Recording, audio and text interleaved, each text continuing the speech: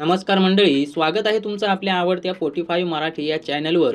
रमा आणि अक्षयच्या आयुष्यात सध्या जे काही वादळ उठलंय ते बघून तुम्हालाही प्रश्न पडला असेल की नक्की या दोघांचं भविष्य काय. पण आजचा एपिसोड बघितल्यावर एक गोष्ट मात्र नक्की आहे की प्रेमाच्या या लढाईत आता शस्त्रांचा वापर सुरू झालेला आहे आणि ते शस्त्र म्हणजे जळफळाट. होय मित्रांनो, बरोबर ऐकलं तुम्ही. आजचा भाग अक्षरशः धक्कादायक आणि उत्कंठवर्धक वळणावर येऊन थांबला आहे. ज्या क्षणाची आपण वाट बघत होतो की अक्षय आता गप्प बसणार नाही, तेच आज घडताना दिसलं. पण हे सर्व घडवून आणण्यामागे नक्की कोणाचं डोकं आहे आणि अचानक ही स्वरा नावाची व्यक्ती कुठून टपकली? रमा आणि साईच्या लग्नाची पत्रिका खरंच छापली गेली आहे का? या सगळ्या प्रश्नांची उत्तर आणि आजच्या भागाचं सविस्तर मुद्देसूद पण माझ्या खास शैलीत विश्लेषण आपण आता करणार आहोत. त्यामुळे हा व्हिडिओ शेवटपर्यंत नक्की बघा, कारण शेवटी तुम्हाला एक अशी गोष्ट सांगणार आहे जी कदाचित पुढच्या भागात गेम चेंजर ठरू शकते. तर मंडळी, आजच्या भागाची सुरुवातच मुळात एका जबरदस्त सस्पेन्सने होते. आपण पाहतो की अक्षय किचनमध्ये काम करत असतो, पण आज त्याचं किचनमधलं काम हे नेहमीसारखं शांत आणि रोमॅन्टिक नाहीये. आज तिथे शिजतंय ते एक वेगळंच कारस्थान आणि या कारस्थानाचे मुख्य सूत्रधार आहेत आपले लाडके शशिकांत मुकादम. मला वैयक्तिकरित्या आज शशिकांत मुकादमांचा रोल खूप जास्त भावलेला आहे. कारण बघा, एक सासरा किंवा एक वडील म्हणून ते किती प्रॅक्टिकल वागत आहेत. रमा जर तिच्या आयुष्यात पुढे जाण्याचा निर्णय घेत असेल किंवा तसं दाखवत असेल तर अक्षयने तरी का मागे राहायचं, हाच विचार केलेला आहे त्यांनी. आणि अक्षयला एक गुरु किल्ली दिलेली आहे. अक्षयला ते स्पष्टपणे सांगतात की आता तुला जुन्या गोष्टी, जुनी रडगाणी गात बसायची नाहीयेत, जशास तसे वागण्याची वेळ आलेली आहे. मला इथे विशेष कौतुक करावंसं वाटतं ते लेखकांचं, कारण त्यांनी शशिकांत यांच्या तोंडी जे संवाद दिलेले आहेत ते आजच्या पिढीला खूप रिलेट होणारे आहेत. ते अक्षयला समजावतात की जोपर्यंत रमाला जाणीव होत नाही की तुझ्या आयुष्यात दुसरं कोणीतरी येऊ शकतं, तोपर्यंत तिला तुझी किंमत कळणारच नाही. आणि तिथेच जन्म होतो एका काल्पनिक पात्राचा, ज्याचं नाव आहे स्वरा. आता तुम्ही विचार करा, अक्षय सारखा मुलगा जो रमावर जीवापाड प्रेम करतो, तो अचानक दुसऱ्या मुलीशी बोलू लागेल का? पण इथेच तर खरी गंमत आहे ना मित्रांनो. शशिकांत मुकादम यांनी स्क्रिप्ट लिहून दिलेली आहे आणि अक्षय आता त्यानुसार अभिनय करतोय. त्याने मुद्दाम फोनवर अशा प्रकारे बोलायला सुरुवात केली आहे जेणेकरून रमाला संशय येईल. बेबी, तुला माझ्यासाठी वेळ नाही का? किंवा तू मला मिस करतेस का? हे वाक्य जेव्हा अक्षय उच्चारतो तेव्हा रमाच्या चेहऱ्यावरचे हावभाव बघण्यासारखे होते. मला तर हसूच आवरत नव्हतं, कारण रमावरून कितीही दाखवत असली की तिला फरक पडत नाही, तरी तिचा चेहरा मात्र सगळं खरं सांगून जातो. तिच्या मनातली ती अस्वस्थता, तिची चलबिचल कॅमेऱ्याने खूप सुरेखपणे टिपलेली आहे. अक्षय जेव्हा फोनवर लाडे बोलत असतो ना, तेव्हा रमा तिथे येते आणि विचारते, तेव्हा अक्षयने दिलेलं उत्तर हे अगदी चपखल होतं. तो म्हणतो, हा माझा पर्सनल मॅटर आहे, माझी पर्सनल स्पेस आहे. मित्रांनो, हा शब्द पर्सनल स्पेस आजकालच्या नात्यांमध्ये खूप महत्त्वाचा झाला आहे आणि अक्षयने तोच धागा पकडून रमाला गप्प केलं. मला वाटतं हीच ती पहिली पायरी आहे जिथे रमाला थोडासा धक्का बसला आहे, कारण आतापर्यंत तिला सवय होती की अक्षय फक्त तिच्यासाठी झुरतोय, पण आता अक्षय कोणा दुसऱ्यासाठी वेळ देतोय हे तिला पचवणं जड जातंय. पण खरी गंमत पुढेच आहे. रमाला जेव्हा संशय येतो तेव्हा ती गप्प बसणाऱ्यातली नाही. आपल्या सगळ्यांना माहिती आहे रमा किती हुशार आहे. तिने लगेच ऑफिसच्या एम्प्लॉई लिस्टमध्ये स्वरा कोण आहे हे शोधायला सुरुवात केली. इथे मला रमाची दया पण आली आणि थोडं हसू पण आलं. दया यासाठी की ती स्वतःच्याच भावनांमध्ये अडकलेली आहे आणि हसू यासाठी की ती अस्तित्वात नसलेल्या मुलीला शोधतीये. तिने पूर्ण लिस्ट चाळून पाहिली, पण तिला स्वरा नावाची मुलगी काही सापडली नाही. साहजिकच आहे, कारण स्वरा नावाची मुलगी ऑफिसमध्ये नाहीच आहे. पण रमाला अजून संशय यावा म्हणून शशिकांत मुकादमांनी पिऊन काकांना सुद्धा हाताशी धरलंय. पिऊन काका जेव्हा येऊन सांगतात की हो मॅडम, साहेब सारखे त्या स्वरा मॅडमशी फोनवर बोलत असतात, तेव्हा रमाच्या पायाखालची जमीनच सरकते. पिऊन काकांचा तो निरागस अभिनय आणि रमाचा तो जळफळाट, हे समीकरण आजच्या भागात खूपच मनोरंजक ठरलेलं आहे. मला खात्री आहे की हे बघून तुम्हालाही गंमत वाटली असेल. तुम्हाला काय वाटतं? अशा प्रकारे खोटं बोलून प्रेम मिळवणं योग्य आहे का? कमेंटमध्ये नक्की सांगा. दुसरीकडे या सगळ्या ड्रामामध्ये साईचा रोल सुद्धा खूप महत्त्वाचा आहे. साईला कुठेतरी वाटते की आता रमा पूर्णपणे आपली झालेली आहे. रमाला जेव्हा कळतं की अक्षयच्या आयुष्यात स्वरा आहे, तेव्हा रागाच्या भरात ती एक मोठा निर्णय घेते. ती साईला सांगते की आपण लवकरात लवकर लग्नाची पत्रिका काढूया. खरं सांगायचं तर हा निर्णय प्रेमापोटी घेतलेला नाहीये, तर हे निव्वळ रिॲक्शन आहे. अक्षयला दाखवण्यासाठी, त्याला दुखावण्यासाठी घेतलेला हा निर्णय आहे. माझ्या मते रमा इथे खूप मोठी चूक करते. रागाच्या भरात घेतलेले निर्णय नेहमीच अंगाशी येतात आणि रमाच्या बाबतीतही तेच होणार आहे असं दिसतंय. साई तर तयारच असतो, लगेच तो तयार होतो. त्याने लगेच पत्रिका छापून आणण्याची तयारी दाखवली. इतकंच काय, तर आजच पत्रिका मिळणार असंही तो सांगतो.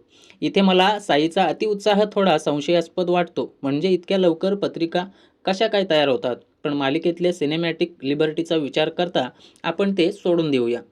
मित्रांनो, मग येतो तो न्यू इयर पार्टीचा हा प्रसंग. हा आजच्या भागाचा हाय पॉईंट होता. शशिकांत, मुकादम आणि अक्षयने ठरवल्याप्रमाणे ते पार्टीला हजर राहतात. तिथेही अक्षयचा फोनवर बोलण्याचा ड्रामा सुरूच असतो. तो मुद्दाम कोपऱ्यात जाऊन स्वरा सोबत बोलत असतो आणि हे सगळं तो रमाला ऐकू जाईल अशा बेताने करत असतो. पार्टीमध्ये जेव्हा डान्सचा विषय निघतो ना, तेव्हा इतर शिक्षक रमा आणि साईला डान्स करण्यासाठी आग्रह करतात. रमा आणि साई डान्स करत असताना अक्षय ज्या नजरेने त्यांच्याकडे बघत होता आणि मध्येच फोनवर बोलण्याचं नाटक करत होता, ते बघून वाटत होतं की आता खूप काही होणार आहे. आणि तसंच झालं. अक्षयने रामाला न्यू इयरचं गिफ्ट म्हणून एक साधा फुगा दिला आणि हे सिम्बॉलिक होतं. फुगा कसा क्षणभंगूर असतो, तसंच तिचं साईसोबतचं नातंसुद्धा हे कदाचित त्याला सुचवायचं असेल. पण रमाने त्याला जे रिटर्न गिफ्ट दिलेलं आहे, त्याने सर्वांच्या भुवया उंचावल्या. रमाने चक्क तिच्या आणि साईच्या लग्नाची पत्रिका अक्षयच्या हातात ठेवली. मित्रांनो, इथे मला वाटलं होतं की अक्षय खचून जाईल. सहसा अशा वेळी नायक दुःखी होतो, रडतो किंवा पार्टी सोडून जातो. पण आपला अक्षय आता बदलला आहे किंवा त्याला शशिकांत सरांनी चांगलंच तयार केलेलं आहे. अक्षयने जे केलं ते अनपेक्षित होतं.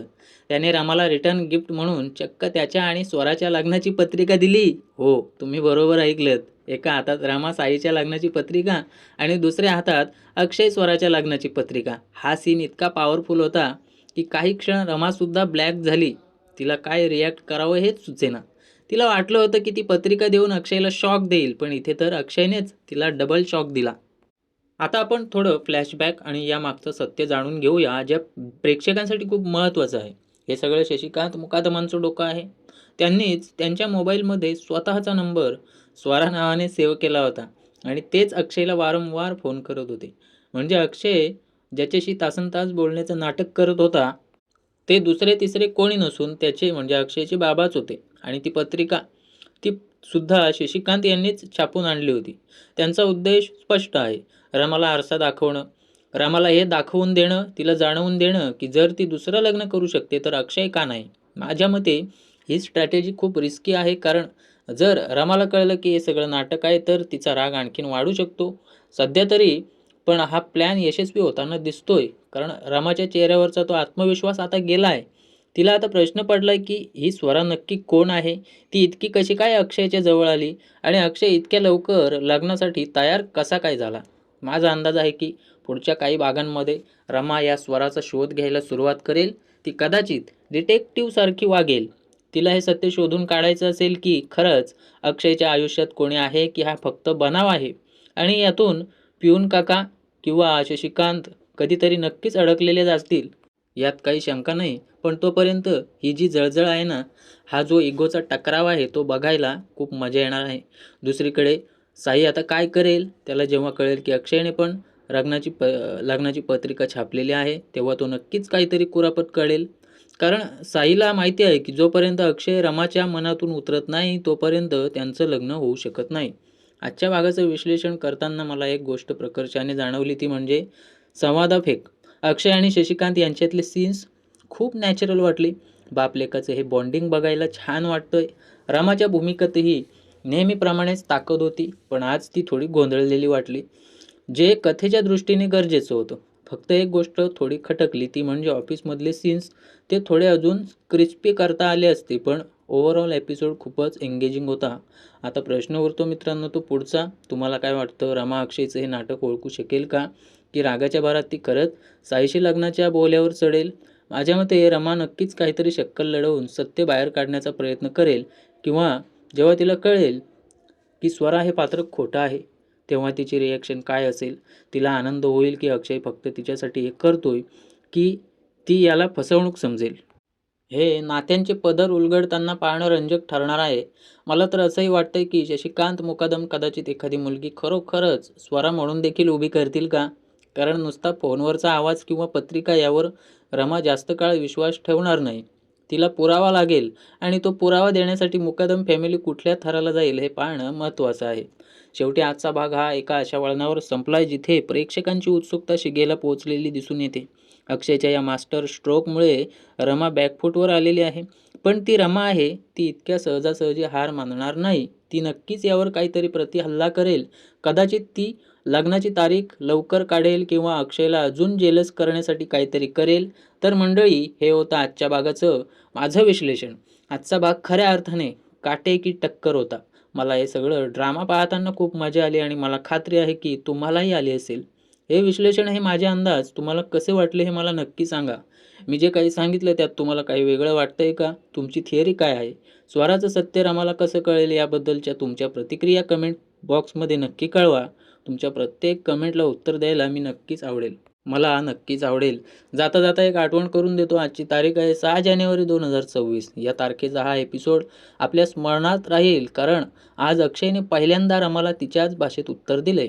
जर तुम्हाला आमचं हे विश्लेषण, ही बोलण्याची पद्धत आणि अपडेट्स आवडत असतील तर आपल्या 45 मराठी चॅनलला सबस्क्राईब करायला विसरू नका. शेजारील बेल आयकॉन बटन दाबा म्हणजे असेच मसालेदार आणि अपडेटेड रिव्ह्यूज तुम्हाला सर्वात आधी मिळतील. लाईक करा, शेअर करा आणि कमेंट करायला विसरू नका. पुन्हा भेटूया पुढच्या भागाच्या अशाच एका धमाकेदार रिव्ह्यूसोबत. तोपर्यंत काळजी घ्या आणि बघत राहा 45 मराठी. धन्यवाद. नमस्कार.